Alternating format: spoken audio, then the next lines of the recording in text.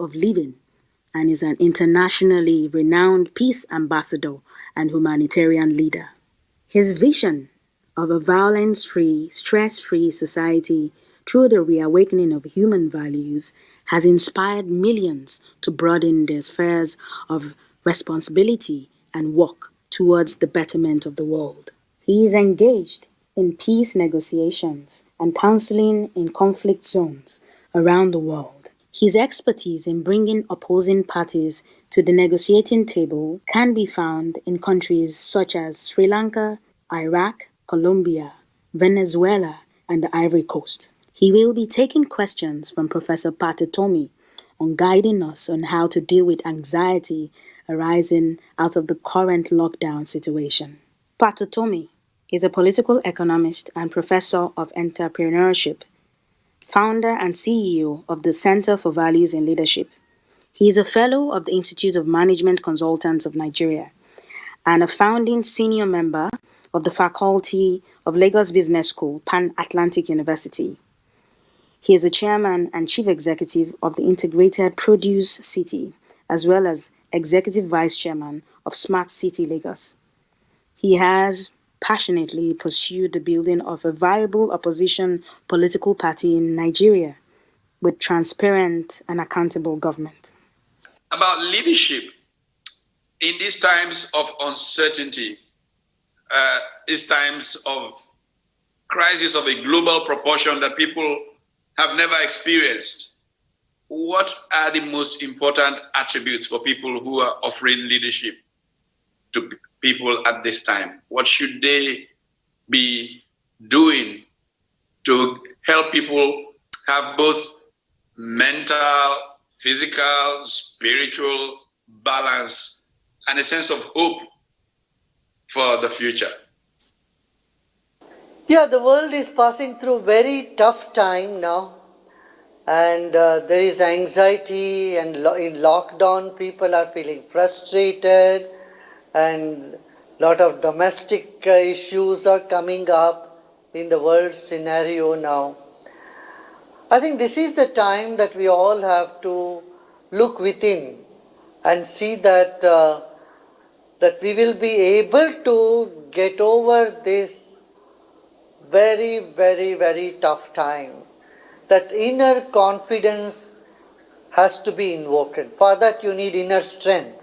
If we are weak inside, we cannot get that confidence, When we don't have confidence, then our action, our behavior, everything reflects towards disharmony.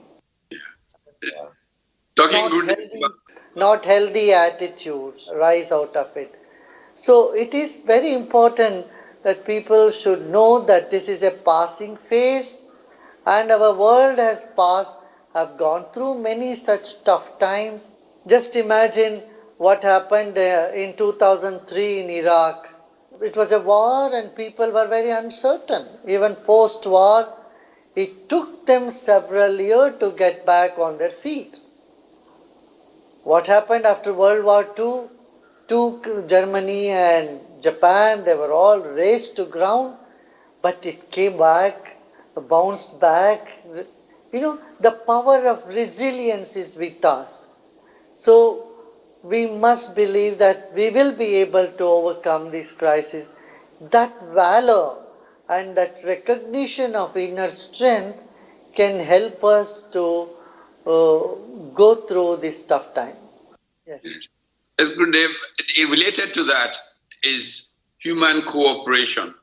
Now, human beings need to be able to cooperate to get things done. If you take a country like Nigeria with a lot of giftings, but somehow people don't cooperate well enough, leaders don't cooperate to advance the common good, to help the weak, to help everybody come along. What are the critical things that people need to do to be able to better get along, to cooperate for the good of all? We must remember we are on this planet for a very short period of time. Right in front of us, so many people have lost their life. And so we are not going to be a permanent. So how do we want to live? How do we want to be remembered? This is what everyone should think. When they realize the life on the planet for us is temporary, but the planet will continue, then this awareness, let me do the best to people, will come. Number one. Second is there are two types of happiness. One is wanting to get something for ourselves. I would call this an infant happiness. Every child is born with this tendency. When a child gets something, is happy. But there is another type of happiness that comes to you when you give. When an artist performs well, makes everybody happy, he gains something. That happiness is a mature happiness. The grandmother at home. In Africa, the grandmothers at home during festivals, holidays, Thanksgiving or Christmas, when children come, the grandmother cooks big cake or she makes many dishes, and her joy is in distributing to everybody. When she is alone, she may not make 5 types of dishes to eat. She would just have a biscuit, have a cake or have a tea, and she will manage the time. But her joy is in feeding others, the grandchildren, children. So that is a different joy, the joy of giving, which is in a mother, in a grandmother, in grandfather and father. That type of joy is where we have to mature. So there is a happiness that we get by contributing, by giving. So that too, when the poor and downtrodden, when they are hungry, you give something to them, and the joy in their eyes and the tears of gratitude in their face should give you immense satisfaction. I think many people have not tasted this joy. If you taste the joy of service, you will never stop doing it. That is just wonderful and uplifting. But we have a lot of young people. We have Boston youth bulge all over Africa, in Nigeria particularly. And these young people, many of them are on the verge of despair. Many of them are wondering if there is any hope in their future. And yet, we know that if we invest appropriately in these young people, we will reap a demographic dividend from them rather than chaos and the problems that can come from youth challenges.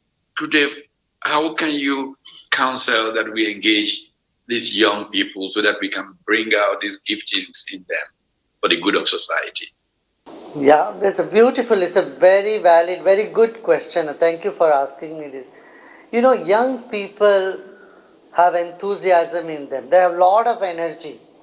You need to kindle the valor in them. Yeah, they have to know that they own this planet Earth, and the possibility for them is infinity. They have so many possibilities. They have to now acquire as much skill as possible. So for considering these issues of young people, we have designed a 8-day program course called Youth Leadership Training Program. In this, I give several tips to youth and some practical tools to manage their emotions. Youth has a lot of emotions. Sometimes they have a lot of anger. They have a lot of issues. Sometimes they have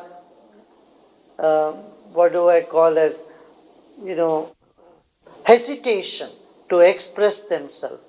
So all these will go and they'll be able to shine much more.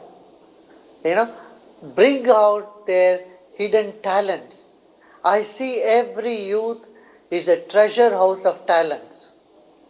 And if we have not trained them well, unfortunately our education system in all the third world countries are not geared up to that.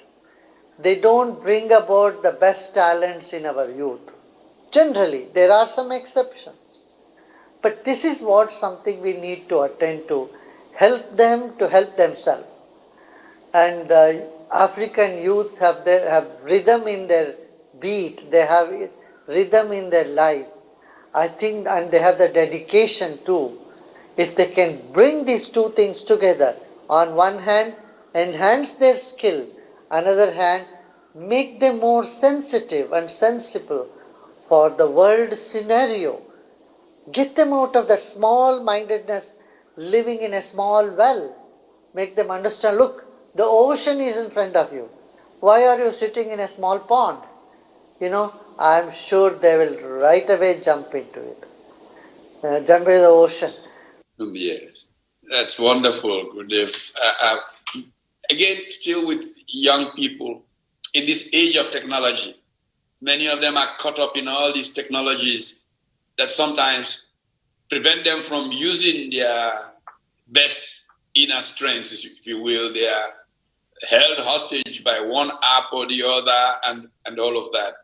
How should young people live with technology so that they get the most out of themselves and the world around them, given the ease with which they can be caught? Technology is very good because we cannot go back. Now, we are in an age of technology, and we need to have a best use of technology, judicial use of technology.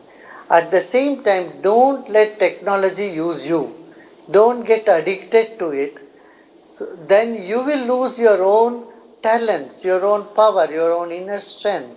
So I would say you need to balance it. You just got a new car, then you cannot be on the road the whole time. You may get a new car, but you use it for some time, but you have to come home to use your bathroom. You cannot sleep in your car just because it's a new car. It won't be comfortable for you. You have to get out of the car, put the car in the garage, or put your scooter or cycle in the garage. You have to honor your own life. You have to eat food, you have to sleep well, you have to become stronger. In the same way, like you use your shoes, like you use your cycle or motorbike or car, technology is only an aid for you. I would suggest them not to get drowned in it so that they stop using their own inner potential. And I would say meditation is something that is very, very useful. Because if you meditate for 20 minutes, what happens is your brain structure changes. The gray matter in the brain increases. And then it is like a supercomputer inside of you with many options. If you are not meditating, yours will be an old model computer which has very few options. But meditation just lifts you to another level. So you go from 286 to 58 to Pentium. Yeah. It not only helps you to develop your skills, it also makes you more loving, more happier person. Everybody would like to be around someone who is happy. And meditation is something which can just bring out the happiness from within oneself. So we must encourage young people to meditate, to do some breathing exercise. It is the most in thing today. 2 billion people on the planet today are meditating. It's a big number. I don't want African youth to lag behind and discover the goodness of meditation after 10 years or 20 years, which anyway they will find out. But now is the time for the African youth to get on to meditation, learn meditation, and make their life more vibrant and happy. Wonderful. Just one broad Nigeria question, then I'll come to some challenges of everyday survival in this COVID-19 age. And that broad Nigerian question has to do with the fact that we are experiencing several problems. We're experiencing violence from some areas based on religion. We're experiencing violence based on economic issues in some places. So we have all these stretches. And then we compounding it now with the pandemic crisis. When people are exposed to pressures from so many sides, how do they begin to rebuild the fabric of their society so that a renewal is possible from the ashes of all these problems? When someone is violent, we need to ask why they are violent. We need to understand. They are good people. I don't see them as a bad people. They should not be condemned. They are nice people, good people. They carry some wound, some hurt in their own heart. So we need to heal that. We need to listen to them. I am sure when they do youth leadership training program or they start meditating, they'll find themselves in a more non-violent space and they will honor the value of non-violence. This is needed. See, prosperity comes only with peace. If there is no peace in a place, if there is violence only, prosperity, you forget about it. It's a far-fetched reality. So, we want to be prosperous. That is the main issue for everyone. Even those who are engaging in violent activity, they all want prosperity. Poverty brings violence, no doubt. But prosperity cannot come without peace. So if peace is given a chance, if peace is given the prominence, then you will see prosperity will start happening in that area. And Nigeria needs both peace and prosperity.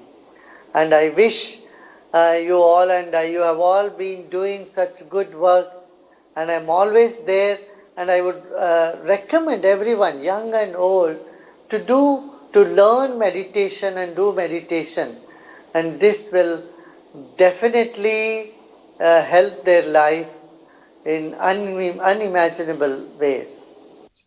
Okay, good. In very specific ways, there are many people who are daily paid. They need to work every hour to be able to feed.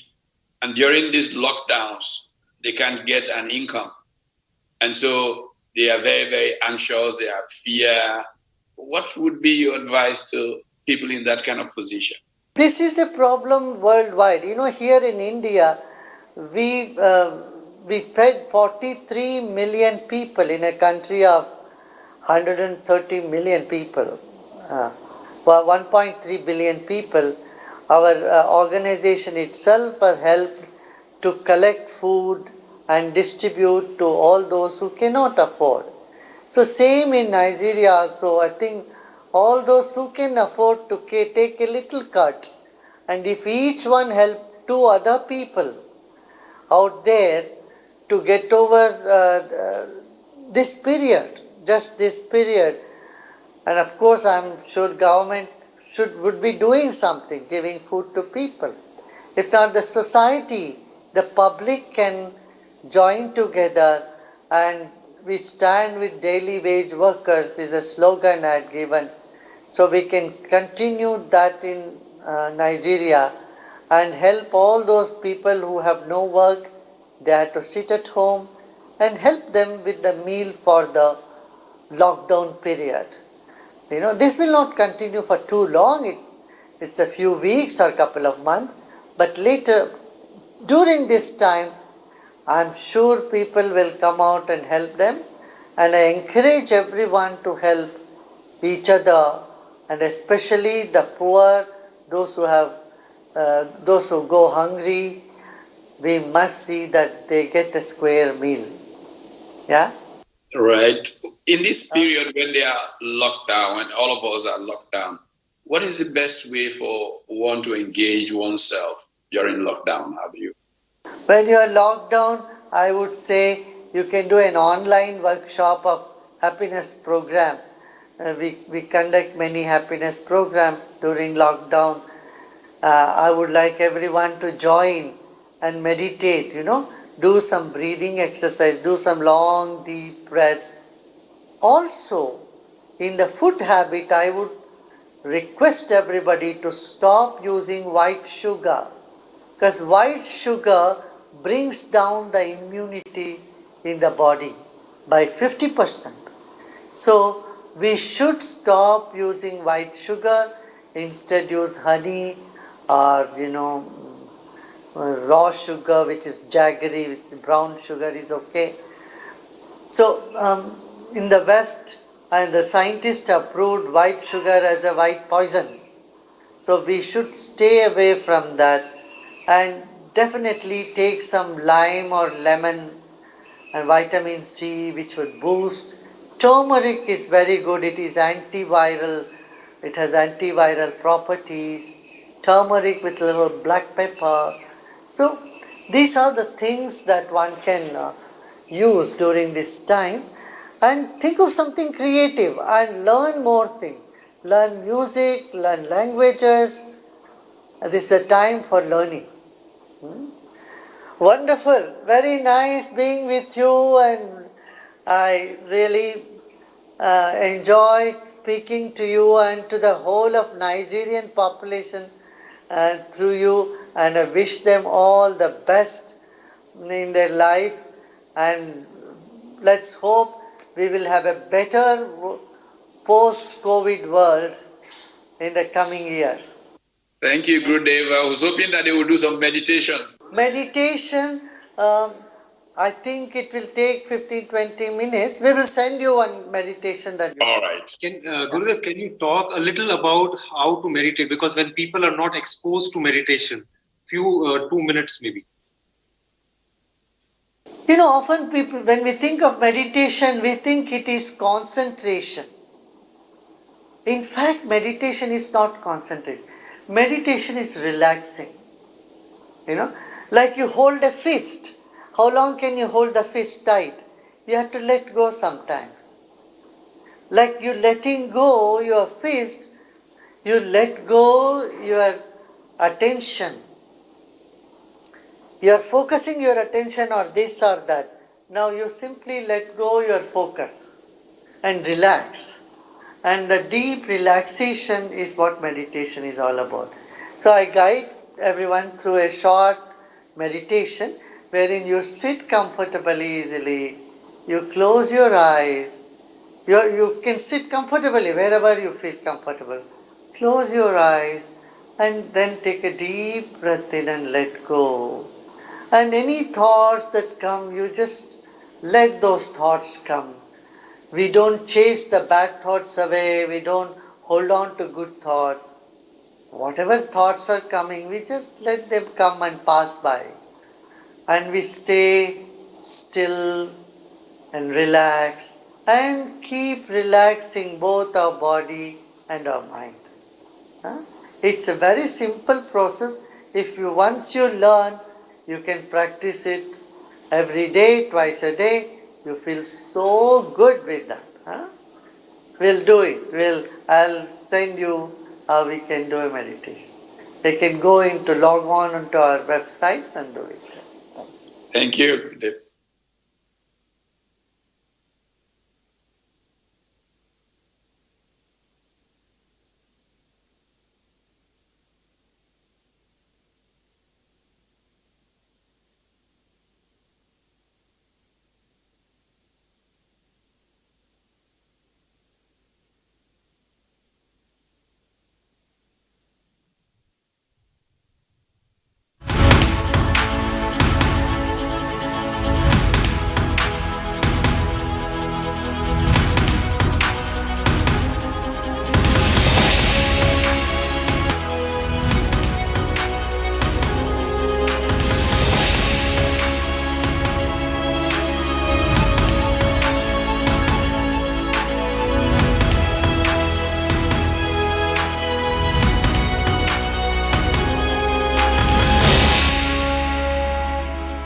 You're on your favorite power sector